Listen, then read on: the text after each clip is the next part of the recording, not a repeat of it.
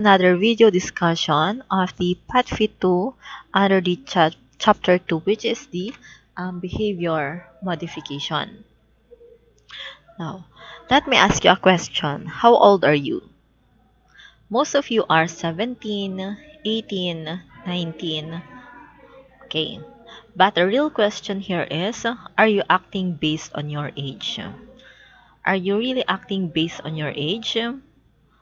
Okay. Here's a video, or let's test that, and you have to bring out any sheet of paper and answer the following. Okay, here's a video and you can watch it.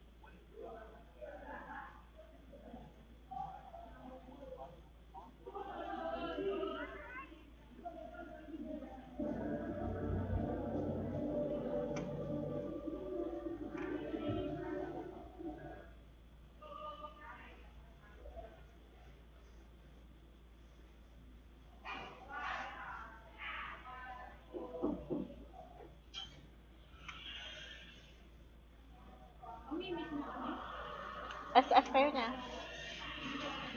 BSF? Ano section niya? Ano section niya? BSF garod. Ada ba? Ada kay ba amin tata? Ada vacant room? Dino. Dino nga room. Nakita kay TV vacant room dili tatlo imit kayo. Imit kayo tatan. One, mangkita kayo dito ay awan dito ay unag. DJ basement 4 no adda. Tasadak to i-chat. Ngam no adda ti ay class-klase. Ada mag-class-klase. Ag-exit kayo. Kasi bagi da talaga di oras na dajay. Ano tayo makag-klase mo? Ama na imit kayo lata. Imit kayo lata. Imit kayo lata mangkita ti vacant room design ta imit kayo. Ba?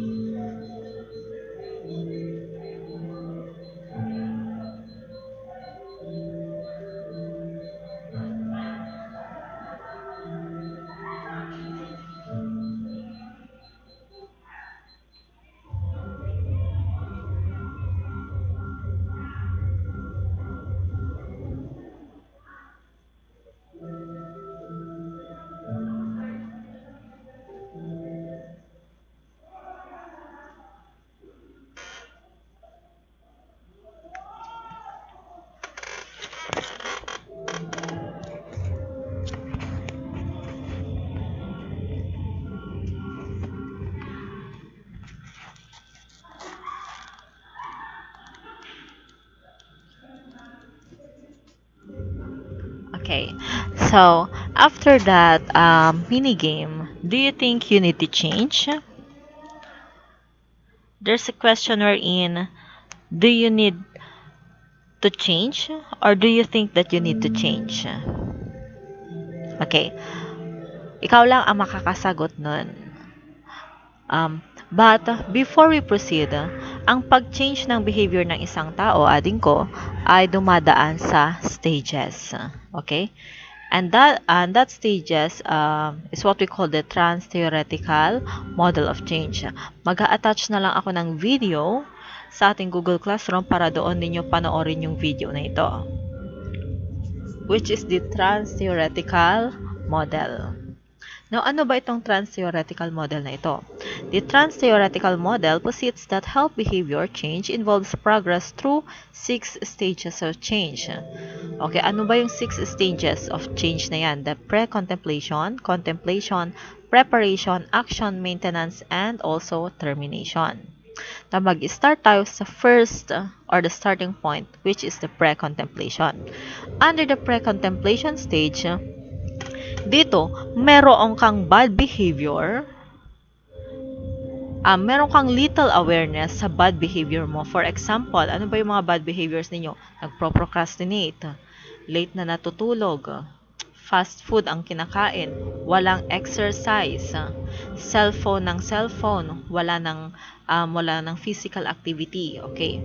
Meron kang little awareness, pero wala kang pakialam. That is pre-contemplation. Or, meron kang bad behavior at hindi ka aware na bad ang habit na yon or bad ang lifestyle mo na yon. Doon papasok si pre-contemplation. Next naman is the contemplation stage. Under the contemplation stage, ading ko, you are getting ready or you have the intention to change or to engage in the behavior. You are beginning to think about changing your behavior. Ibig sabihin, nagkakaroon ka ng full awareness na yung habit mo or ginagawa mo ay hindi pala maganda para sa'yo. That is the contemplation stage. Next naman is the preparation stage. Under the preparation stage, dahil nga nagkaroon ka na ng awareness na hindi maganda ang habits mo na ito, nakakaapekto siya sa health status mo, you are now ready to or you are ready to engage. Ibig sabihin, nagpre-prepare ka na ng mga gagawin mo. For example, napansin mo na medyo tumataba ka, medyo bumibigat ang timbang mo. Bakit bumibigat ang timbang mo? Kasi nagfa-fast food ka, wala kang exercise. Pre-contemplation stage, napansin mo na. Contemplation stage, na fully aware ka na kaya ka tumataba kasi kulang ka sa exercise. Yung lifestyle mo or eating habits mo ay hindi maganda kaya ka tumaba. That is the contemplation. Napupunta ka na sa preparation stage na gusto mong baguhin yon, gusto mong magpapayat, gusto mong magbawas ng timbang. Ang gagawin mo, you are going to prepare. Ano ang gagawin mo? Manood ka ng videos ng mga healthy eating habits. manood ka ng mga reels or magbasa ka ng mga guide kung saan paano ba magpapayat. Or pwede kang mag-download ng mga applications, ng exercises, ganyan, para i-monitor. Or yung mga Strava app, pwede yan. Those are kinds of, those actions fall under the preparation stage. Next naman is the action stage. Now, during the action stage, dito ka na mag-exert ng effort.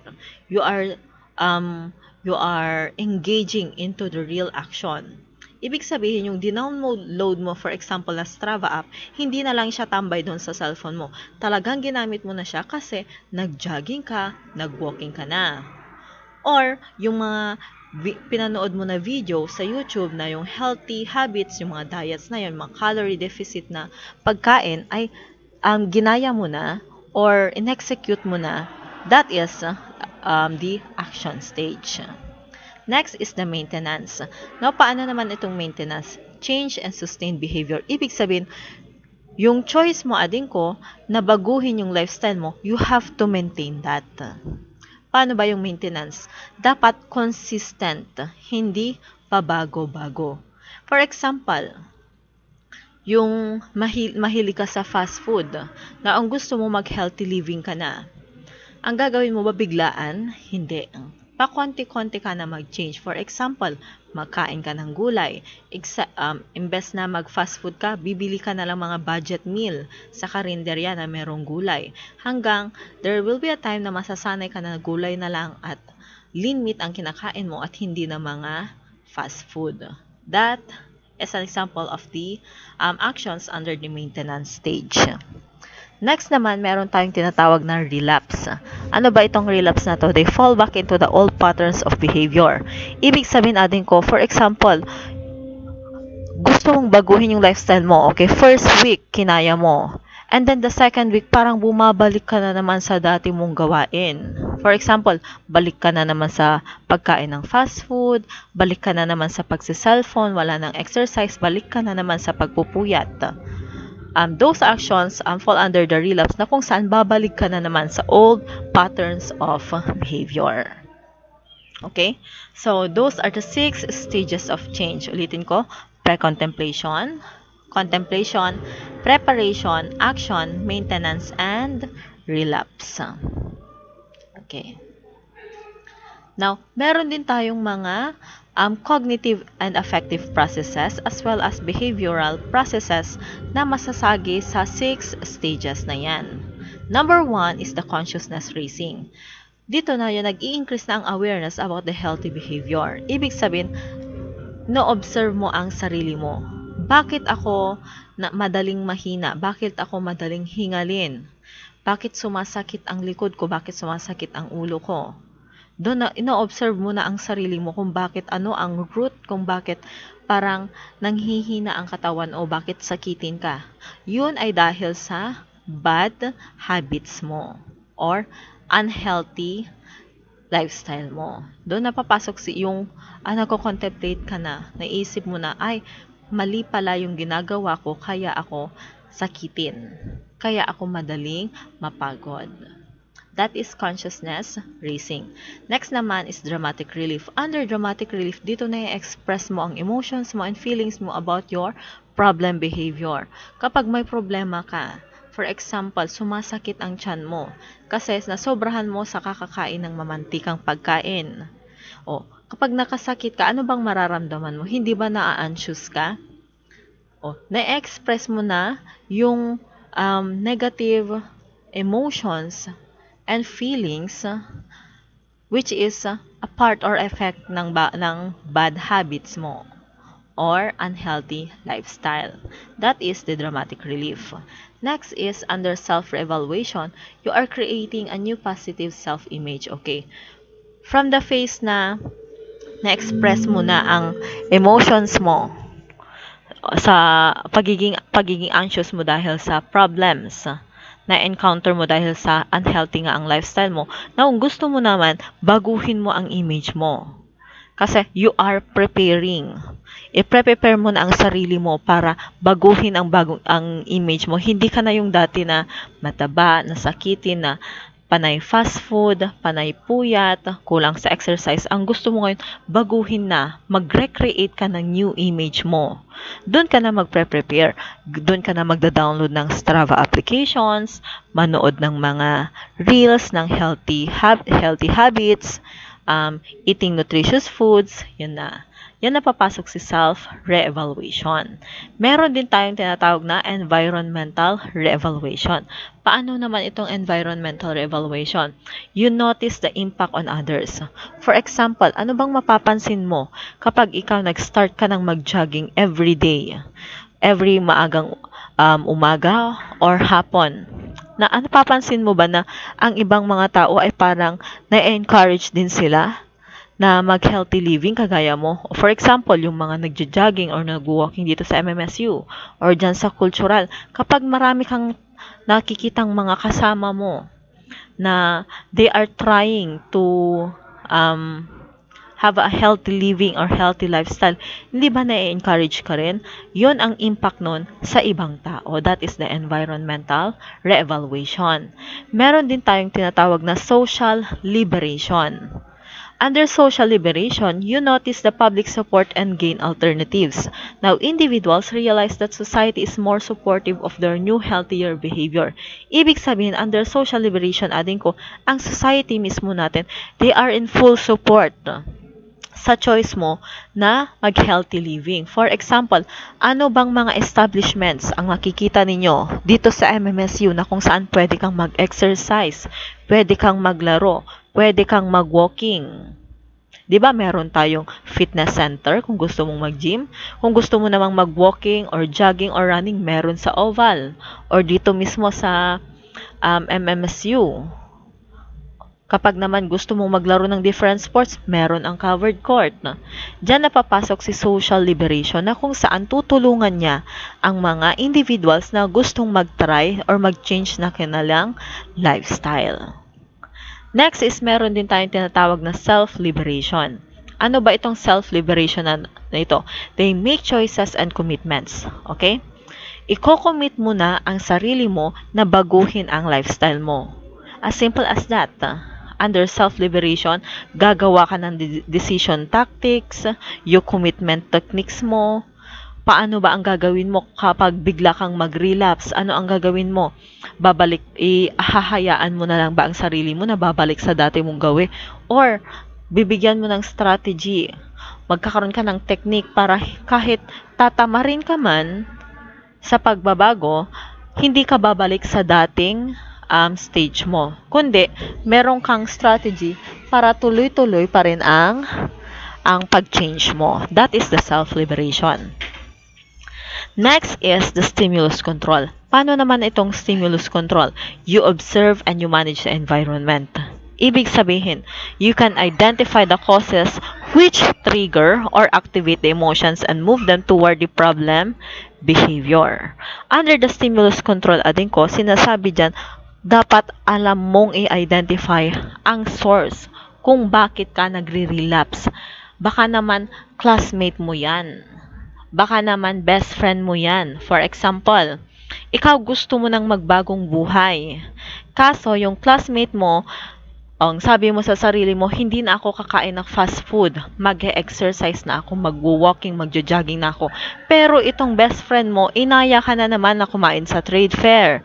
Inaya ka na naman pupunta kayo sa SM or sa Robinsons. Inaya ka na kumain sa fast food chain. Okay, na-identify mo na siya ang source kung bakit ka nagre-relapse. Pero ang question dito, siya ba ang kumokontrol sa'yo? Siya ba ang nagde-decide para sa'yo? Hindi. Kaya nga tinatawag nating stimulus control kasi ikaw mismo, meron kang control sa sarili mo. Kahit inaya ka man niya, meron yung stimulus dyan na mag-trigger sa'yo para bumalik or mag-relapse ka ulit, nasa'yo ang control kung magpapatianod ka or hihindian mo. That is the stimulus control. And next naman, under helping relationships, for example, na-identify mo na ang best friend mo na source kung bakit possible na mag-relapse ka, ano ang gagawin mo? i-friendship over mo na ba ang classmate mo na yon? Or yung best friend mo na yon? Or kaibigan mo na yon? Hindi. Ang gagawin mo, helping relationships. Imbes na magpa-impluensya ka sa kaibigan mo, na para mag-relapse ka, ang gawin mo, ikaw mismo ang mag-impluensya sa friend mo para magbago rin siya. That is helping relationships. Okay? Next naman is reinforcement management. Under reinforcement management, meron tayong tinatawag na rewards. The intrinsic reward and the extrinsic reward. Kapag sinabi nating intrinsic reward, ito yung mga bagay na hindi natin mahawakan. For example, na-achieve mong magpapayat within 3 months. Yung self-satisfaction mo and happiness mo, na-achieve mo yung goal na yon, that is intrinsic reward. Kapag naman sinabi nating extrinsic reward, ito yung mga tangible objects. For example, ang goal mo within 3 months, magpapayat ka, mabawasan ka ng 10 kilograms. Okay, na-achieve mo yon. Ang ginawa mo, bumili ka ng isang bagay para bilang gift mo naman sa sarili mo. That is extrinsic reward. Okay? That is for the reinforcement management. Now, the question is, do you want to change? Gusto mo bang magbago? That is the question. Now, hindi ako makakasagot niyan kundi ikaw mismo. Kailan ka ba mag-i-start na magbago? Bukas ba? Sa New Year ba ulit? Or sa February 14? It is up to you. Okay? What is important is that you have to remember that if you want to change ading ko, you have to take note that progress is not linear. Kung gusto mong magbago, hindi agad-agaran na magbabago ka, hindi. Dadaan ka sa stages, merong parang malubak na daan niya na merong consistent ka, then biglang hindi na naman, and then biglang consistent ulit, and then hindi na naman ng sobrang matagal. Pero ang importante ading ko is nakakausad ka. Okay? You have to take note that progress is not linear. And also, small progress is still progress. You have to take note also that practice makes hindi perfect. Practice makes progress. Okay, so thank you everyone for listening in this discussion.